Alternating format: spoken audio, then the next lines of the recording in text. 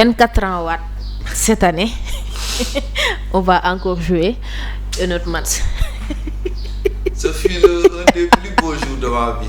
mais ñëwal ma boo ñëwee ci Sénégal France boo pare ñëwal ma ci milieu bi nga xamante ne moo composé woon équipe bu Sénégal en 2002. Sénégal France c'était un jour defe naa benn 14h lañ footballoon bu ma juum. 12h la commencé 12h. 31 mai. 11h30 la commencé. waaw 11h30. waaw bii bal bi 12h pile la dugg parce que 30 minutes la dugg. ñu ne la Séoul. oh Séoul. Séoul. Corée Japon 2002. mu nekkoon suñ première coupe du monde. Des fois on se réveillait tôt pour suivre l'équipe defe naa contre Danemark fajal teel lañu football ay 7h defe naa xaw ma 6h30. saal bi laa fanaan jour boobu pour seetaan mas damay nit ñi bi ñu naan laa yeewu gis Larsson di daw di zibi la. xaw ma contre Suède la. waaw. Sénégal France c'était quelque chose d'extraordinaire. Qu'on a vécu. C'était notre premier mondial en tant que jeune. ñu am confiance ci équipe bi on croyait qu'on était capable de tout. parce que équipe bee ñu ko tàmbal. léegi yow da nga amoon confiance parce que da ngaa xamul yeneen équipe yi wala da ngaa gëmul. non parce que boo xamul woon ñeneen ñi ci bëri boo nekkee ci koñ di football. équipe bi rêvé loola.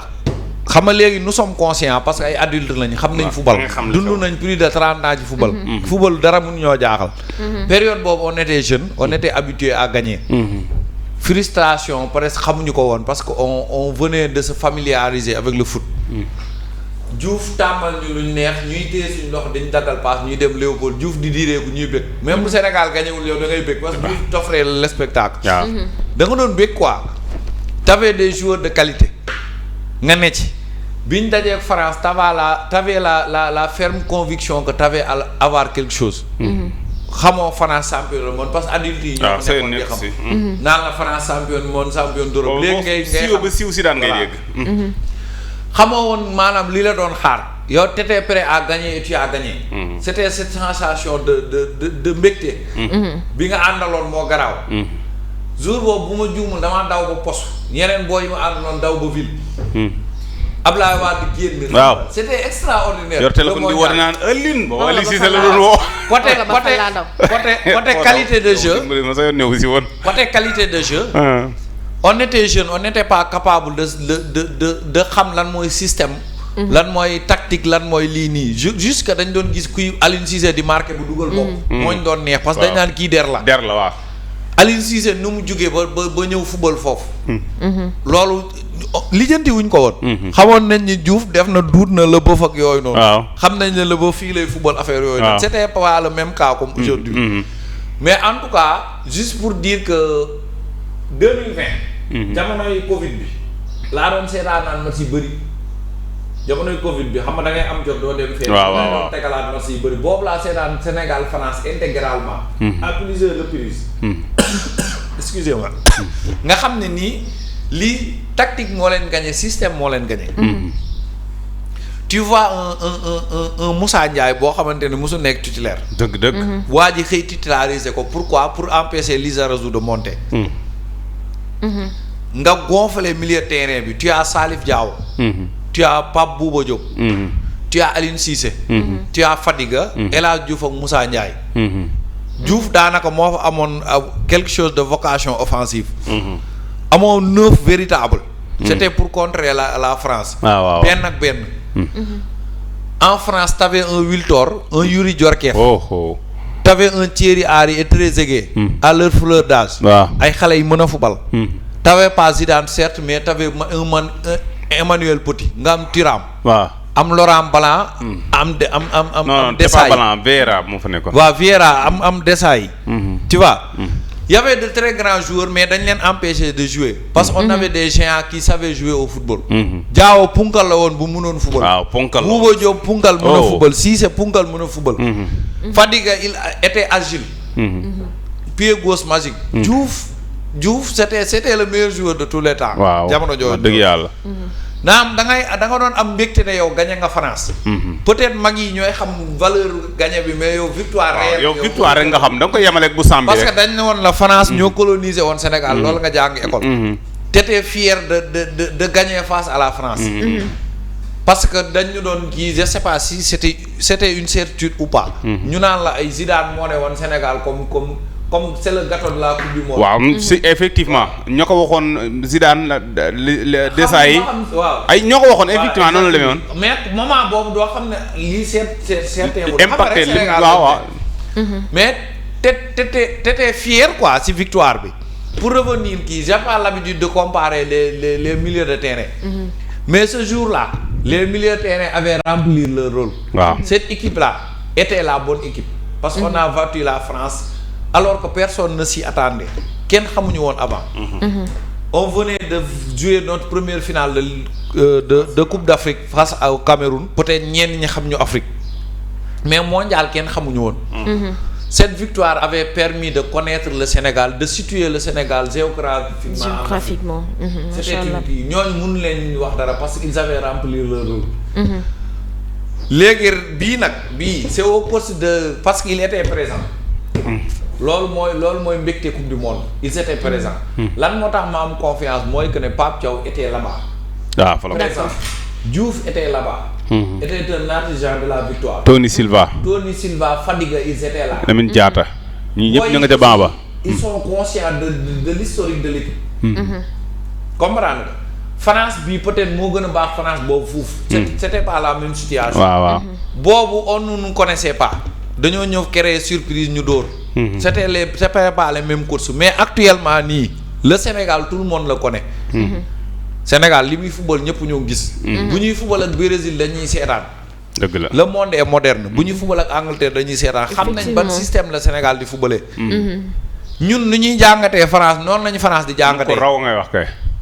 donc ça ne sera pas un match facile. lenn lu ma mën a wax ci match bi mooy que ne il faut de la discipline tactique. quelle que soit la tactique mise au point par Thiaw. Il faudra être discipliné tactiquement pendant 90 minutes. Je vous rappelle qu'en 2002 dafa ñu changement. parce que tout le monde était discipliné tactiquement on jugeait pas nécessaire de faire un changement. On a marqué dès la 31e minute on a géré jusqu'à la fin du match. bii nii faudra qu'on soit discipliné tactiquement selon la tactique mise au point. Que nous soyons efficaces devant les buts parce que nous aurons beaucoup d'occasions. Quel est match Sénégal-France bi ci milieu terrain bi la. ci naka France 2 milieu terrain lay football. 2 pivots. Rabiot transition rapide yëpp moo koy indi. Tchouaméni pour faire le sale boulot. waaw mais pour se projeter en avant pour faire des dernières passes. des passes longues. Tchouaméni. foog nga taxaw ci kanam très beau joueur. Rabiot transition yooyu muy génn dénk kenn ci ñoom muy Olise muy Dembélé romb ko. loolu dañ koy fat doole ji bari na gauche la. Rabiot yaa ngi may dégg. foofu mooy jeu bi. si par malheur Mbappé se retrouve devant un de nos défenseurs nous sommes cuits. benn jéego lay def bu xëccee kenn mënu ko cee téye. la ko wax de. Dembélé ambidex la xamoo fu mu jëm. xamoo fu mu jëm gauche droite. Olise est capable de dribbler 4 joueurs ou 5. lan mooy indi bal bi si ñoom loolu la ñuy tere. loolu la ñuy tere fexe ba duñ ci jot. wallaay secret bi yëpp si milieu terrain bi. mais yow yi France Sénégal attaque bi doon nañu jot si bal bi. waaw amul xam nga grand joueur. mënoo ko marqué 90 minutes. Petit moo fa nekkoon bu Aliou Cissé yàqee benn affaire mu dem laajaat bal bi si kanam si tànku de saa yi la koy jëlee romb ñoom jër kaayef. yow 2 contre 4 la France am. Trezeguet passe bal bi Thierry Henry na ko rak contrôle. Sénégalais yëpp tëdd. ñëpp tëdd mu defar yaram bi. waaw jékki-jékki ne bal bi rang ci poto bi. toj ay rek jàpp ko. Tony Silva jiwal ak moom di tàq si défenseur Trezeguet taxoon ni nii ree xam naa si xel mi ngi naan ñii tey rek mat non France par force dina am occasion mais ñun nañ am lucidité devant les buts. xaw ma kuy football xaw ma kuy am occasion mun na nekk Jackson mun na nekk Sadio Mané mun na nekk kenn whatever. on aura peu d'occasions. mais ngir yàlla les occasions qu'on les concrétise. et pourquoi ñuy am occasion yu tuuti par rapport ak équipe bu Sénégal bi ñu gis. équipe Sénégal bi ñu gis foo France ñu mën fuuf. France Jamal nanguwul lool de. non nangu bañu ma ñëw man de. mais xam na lan laay bañ ñu naan mënuñoo dóor France. loolu laay bañ mais mën moom France digg gardien laa du nangu. ma ne tend compte individuel sax sénégalais yi ñoo jël jikko bi naan gënuma lii gënuma lee c'est des conneries France ñu mën fuuf. équipe du question la diw moo baax diw moo bon da ngay xool équipe bi fu mu toll ak dayoo bu mu am. waaw classement FIFA de. France première deuxième lay nekk. la France c'est 3 finales sur les 5 dernières éditions. waaw. 2018 ñoo ko jël 2022 bi bu dul woon yàlla moo bëggal Messi mondial France da koy jëlaat. dëgg yow. Mbappé moo dugal 3 bi finale coupe du monde. mosoo koo gis te Mbappé boobu mi ngi fi waat. Argentine moo leen mën a 2-0 ko si chance yi ñu def changement jëli 2 buts yow t'es capable de ça. coupe d'Afrique du coupe du monde. niveau yi du benn. acceptons que la France est la meilleure équipe elle est favorite ñu teg suñu système respecter système bi am discipline tactique être efficace devant les buts pour mën a gagner match bi man loolaa gëm leen. Jamal sur équipe bu 2002 bi ak milieu terrain bi. xam nga lan mooy doon sama problème booba yi nga équipe 2002 boobu noonu maanaam France amoon na ay tir cadré te doon ne moom benn yoon Doudou Mendy moo gën a Tony Silva moo gën a garaaw Doudou Mendy. maanaam Doudou Mendy maanaam moo gën a wóor fukki junni yoon Tony Silva moo gën a wóor quoi 7 final kenn dugalu ko bii. comprendre nga. France doon na am ay tir cadré Thierry Henry am na ko fa ay petit su ma juumut yu bëri am nañ fa ay tir cadré mais bu ñëw rek gardien bi effacé mu génn. c'est-à-dire li la yaa wax nangu naa ko maanaam France day am ay occasion. waaye problème bi mooy ñooña. tey jii par exemple doone ma mukk mën naa sax xaw a nangu tuuti parce que France boobu diis gu toll ni Trezeguet ñun la moo jiite Italie ci ay bit. Angleterre Thierry Henry moo fa jiitu ci ay bit. France Djibril Cissé moo fa jiite ci ay bit te Djibril Cissé ca banc ba la toogoon comprendre mais am na foo xam ne naa fa laajee yaa bala may ñëw si match bi. comme par exemple dama seetlu Sénégal France 2002 ñu bëri ñu am vidéo yi xëy na dinañ ko seetaan Henri Camara football. te bi ñu nee suba la match ba moom jàpp na ni mooy football ndax poste boobu noonu moo ko moom. ba pare bi match bi jeexee maanaam ñii seetlu vidéo yaa. Moussa Ndiaye mi doon fawal poste Henri Camara. maanaam Henri daa daw song ko comprendre nga. Souleymane Camara c'était des amis. Souleymane Camara mi ñu jël place am football loo ko El Hadj Diouf modifié. bi mu paree moo yoroon drapeau bi di wër terrain bi di daw. léegi par exemple question bi mooy tey foog ma jël sa place vers yoon léegi par exemple nga jàpp ni li nga wax ni discipline tactique mooy gagné kii bi te yow nangu nga ñaar yi. France donte ñun 3 militaires la ñuy teg. France teg 2. mais buñ ko tegee ci football képp France militaire beneen bi maanaam au lycée xam ni lay siyee au lycée Dembélé Mbappé aussi kii. Cherki wala Doué. parce que Ekitike moo doon pointé teg daa blessé. waaw daa blessé léegi tey par exemple bu fekkee ni ñii mën a limal ñëpp kum ci teg. si beneen militaire nekkoo militaire daanaka attaquant nga. waaw attaquant nga. soo amee ak kii ñoom ñooy si. Rabiot waaw. léegi par exemple yow lan nga tuddee discipline tactique boo xamante ni bii jàpp nga ni loolu suñ ko defoon tey jii Rabiot bi ngay bañ mu jox bal bi ci kaw. kooku dina ko mën a défendre. xam nga ñun bu ñu fubalee ak 3 défensifs 3 milieu terrain. supériorité numérique dinañ ko am si milieu terrain. mooy bu ñu fubalee bu fekkee Gana wér na. Gana Pape Gueye Lamine Camara wala Gana Pape Gueye Habib Diarra. wala Gana Pape Gueye Sapoko. kenn ki day bindu si kii kenn ki bindu si kee kenn ki libre. mooy topp au lycée di ñëw di coulisser maanaam défensif du kenn ak kenn maanaam discipline tactique bi mooy que défense de zone lay doon. fu bal yi di tàmbalee maanaam fu ñu France tegee si met war a relance kenn. France bu tegee si met war a relance kenn. ci kii relance ngay daw tappe bu tourné ci ki muy tappe fekk sénégalais mu ngi foofu bindu. loolu mooy défense de zone. ku nekk da ngay bindu si ku nekk quoi. maanaam kii récepteur de balle bi kii vers def sortie yi. par exemple bu ñu tegee si Tchouaméni Lamine Camara bu dawee tàpp ci kaw. def pressing haut.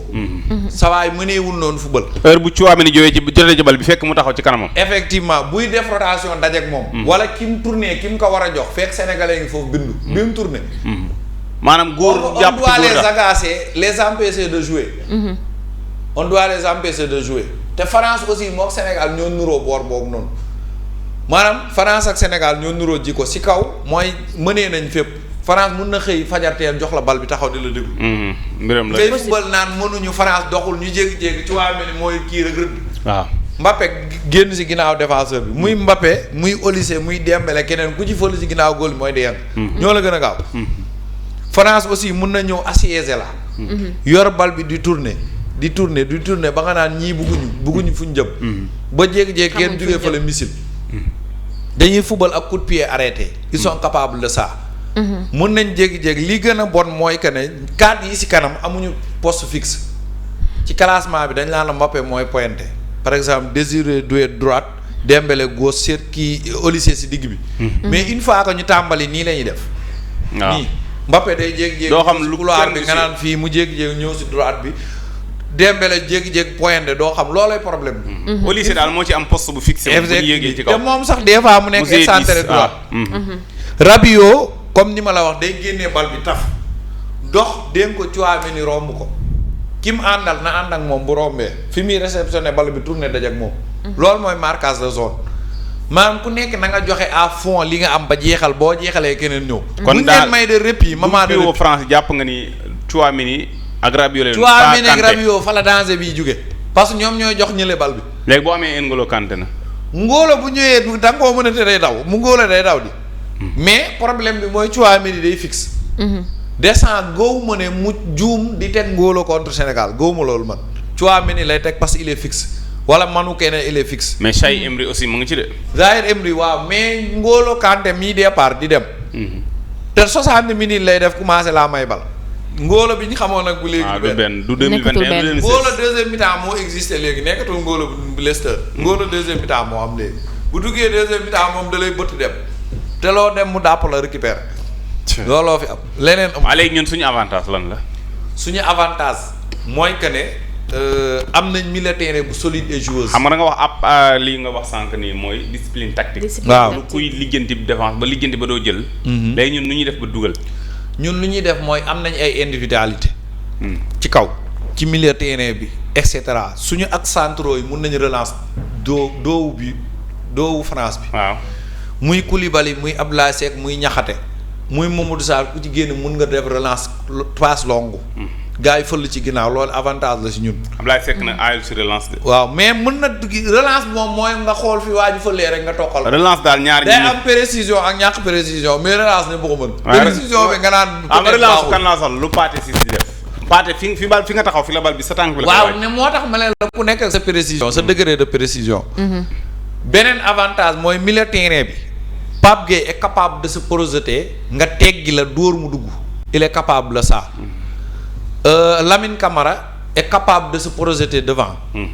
Habib Diarra est clinique devant les buts. am nañ capacité boobu lu mu xat-xat mun nay teg am njaay joxal jóob ba jàkkaarloo góol xam na nu muy def. te ñii nga lim nii heure bu ñu dóoree mu baax. day moom laa lay expliquer boo ñëwee ci attaque bi Sadio Mané est capable de faire la différence. Jackson à lui seul peut tuer la défense française. Ibrahima Mbaye Ismaïla Sarr ils sont capables de ça am nañ individualité yoo xam ne mun nañ def dara. même collectivement bu doxul kenn mun na peut s'en charger. loolu am nañ avantage boobu noonu. et aussi am nañ gardien de but bu expérimenté. mais jàpp nga ne Sénégal mën na am possession du bal. Deschamps est capable mu ñëw mu ne Sénégal jël leen bal il est capable de ça moom amul problème boobu. du ko su fara. européen espagnol yi Espagne yi tagg naan ay day def ay 1000 passes ak 2000 passes. moom yooyu mais day ñëw pour gagner. mën na ñëw ne la jëlal bal bi nga football mu ñëw dóor la 1-0 ñibbi. waaw parce que moom kenn mënu koo nat. xeebul victoire ay contre ay Géorgie ay Écosse yi da nga koy gis mu dugal ay benn bit ñëw taxaw góoma de amul problème. waa ni Aliou Cissé la wërsëg la am. wërsëg bee bari. mais moom lu mu war a def pour mën a gagner day gagner. mais Sénégal bu war a jouer ak France Sénégal bu war a jouer ak Norvège bu Erling Haaland Sénégal bu mu jouer ak États-Unis la fois passée ñu jël ci défaite bu amer te am na but yoo xamante ne suñ ko accordé woon score bi dina gën a corsé. à quelques jours une quinzaine de jours bu ñu war a def suñu entrée ci coupe du monde bi.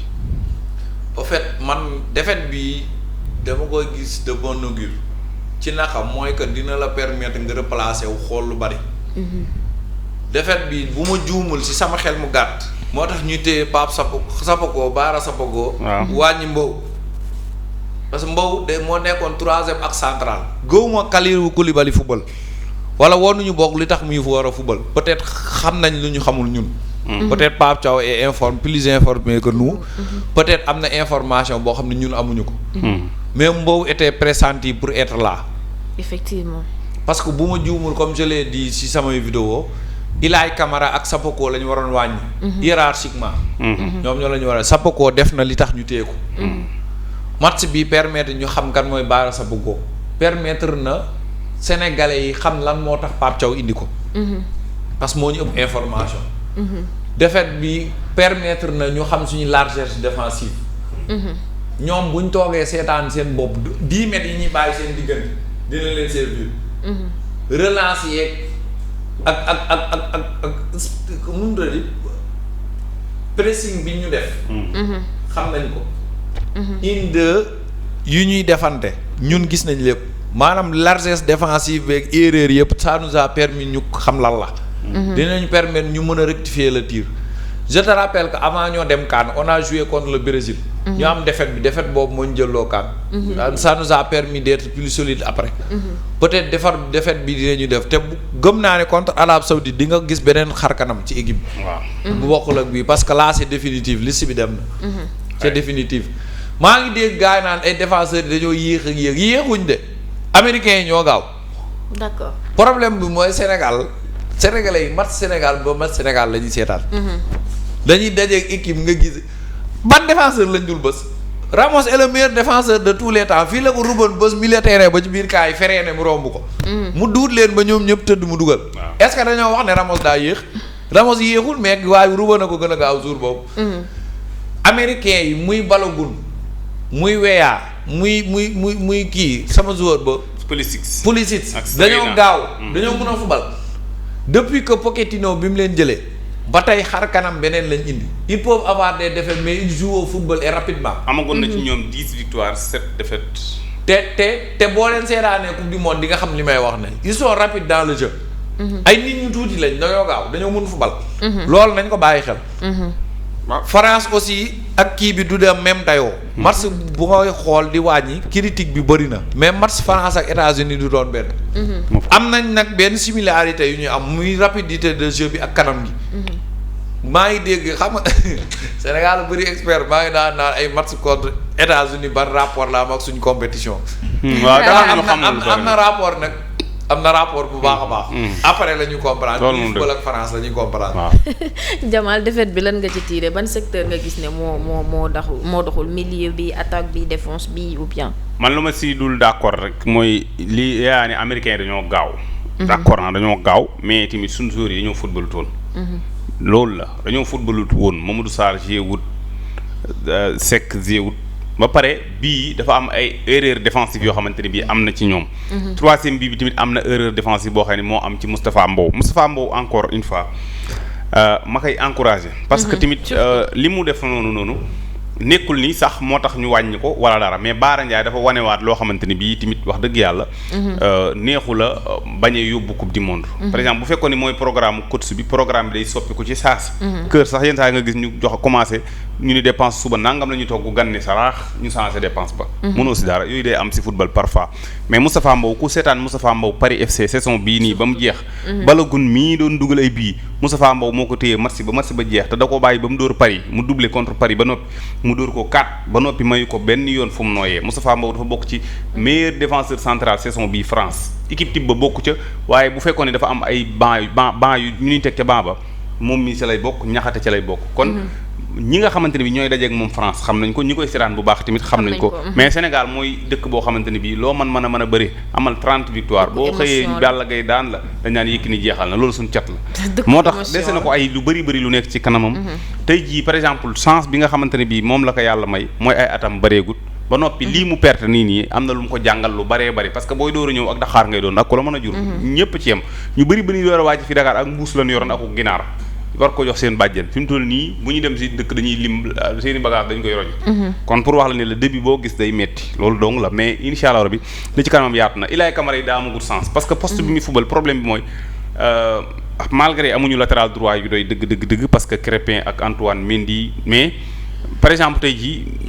course bi day respecté logique bi nga xam ne moom la nekkoon ba jël ci dara xam nga nit li nga def ba jël ci dara da nga koy gëm par exemple tey jii am na yenn nit yoo xamante ne bii tey dañoo gëm benn affaire ba affaire bu jàpp nañ chaque jour moo leen di may ndam fekk ñàkkoo si ñàkkaat ci nag doo ko mën a defaraat waaye lu mën a xew match la woon boo xam ne bii Sénégal dafa am lu mu ci doon seet bokkut ak match boo xamante ne bii des fois match bi mën nañ ci dóor 4-0 te du tee la ngay seet gis nga ko Sadio Mané bi ñu ko laajee match bi jeexee loolu wax dañu match bii nii ñun ci la ñu mën a xamee suñuy faay. Effectivement. noonu la mënut a ñàkk. ñu bëri dañuy wax naan contre Brésil ba ñu Brésil dóoree moo ñu may ñu jël coupe d'Afrique bi du loolu du woon benn Brésil dañu doon football ak moom parce que daa am beneen affaire bu tax parce que ku dajeeg Brésil bu la dóoroon 100-0 boo ñëwee fii coupe d'Afrique ba mu fi morom Sénégal ñooy numéro 1 Afrique. lii nag moom lu ñuy defaraat la loo xamante ni bii Pape Thiaw gis na lii nii te xam naa ni Pape Thiaw tactiquement ak ni mën a defee changement. mën naa am balaa mat si Arabie Saoudite ba mat si Arabie Saoudite mun fàttaloo Sénégal yi defet yëpp. defet bii fi am nii mat si Arabie Saoudite dina ko rattrapé te américains yi nii buñ dofloo. dinañu naagoo ndax mën nañoo yaakaar ne seen équipe bi daa baax te baaxul. mais Jamal certes Arabie Saoudite dóoroon na fii Argentine mais est-ce que aussi Arabie Saoudite nattukaay la. Arabie Saoudite déedéet ma xam nga lu tax équipe booy jël si poule rek yaa ngi koy natt ci benn adversaire Irak lañ koy natte. Irak la ñuy natt ci poule bi maanaam Arabie Saoudite bu ñu football ak moom dañ koy xoole genre Irak kii wax na la sànq ni la attaque bu Amérique bi dafa gaaw. bal bi bu ñu ko yoree ci milieu terrain bi ak bi ñu egsee fii benn la ci 5 secondes ñu egsi. kon dañoo gaaw kon kooku tey jii bu la leeree ni tey jii da nga koy natte gaawaayu attaquant France yi donte duñ benn mais si gaawaayu bal ngay xool. da ngay jàpp ni kon li mën naa natte mais bu dee fii moom wax dëgg yàlla natt bii moom d'accord naa ci parce que Arabie Saoudite ku ko jël. boo ko dóoree da ngay dalal xelu Irak te Irak ki lañ war a defaroo. maanaam France la nit mënul natt fenn. Irak Norvège jëm si nga mat seen. premier mi-temps 3-0 yëpp si àll. yéen nga ne Alan nekku ca. fuubalu. Odegaard nag. kenn nekku ca ñooñu fuubalu. ak ñoom Seldroup ak Larsen. saay France. kenn mënu koo natt. France. da ngay xool da ngay xayma rek. boo demee Italie. di nga fa gis ay italiens. ñii nga xam ne ñii italien nga dem Danemark fekk ay danois. waaw nga tëggale leen ak Suède.